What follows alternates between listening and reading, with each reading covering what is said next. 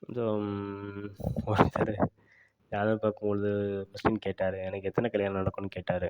சரிங்களா? ஸோ ஒருத்தர் ஜாதகத்த வச்சு பார்க்கும்பொழுது, ஒருத்தருக்கு திருமண வாழ்க்கை எப்படி இருக்கும்? அத பார்க்கலாம். சரிங்களா?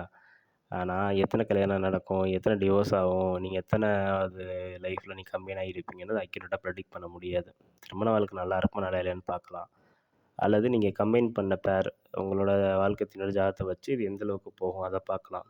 ஆனா, உங்களத வச்சு உங்களுக்கு எத்தனை கல்யாணம் இருக்கும்? சில பேர் சொல்றாங்க, இது உங்களுக்கு 2வது கல்யாணம் தான் நிலைக்கும், 3வது கல்யாணம் தான் நிலைக்கும்னு சொல்லிட்டு ஒருத்தவங்க சொன்னாங்கன்னு சொல்றாங்க. அது எந்த அளவுக்கு கரெக்டானது எனக்கு தெரியல. பட் என்னைய பொறுத்தவரை அந்த அளவுக்கு அக்யூரேட்டா எத்தனை கல்யாணம் அப்படிலாம் சொல்லிட்டு ப்ரெடிக்ட் பண்ண முடியாது. பட் ஆனா எந்த அளவுக்கு திருமண லைஃப் நல்லாயிருக்கும், நல்லா இருக்காது அத பார்க்கலாம். உங்க வாழ்க்கை துணைய இத வச்சு கம்பைன் பண்ணி பார்க்கும்போது, இது எந்த அளவுக்கு லாங் லாஸ்டிங் போகுமா, போகாதா அத பார்க்கலாம்.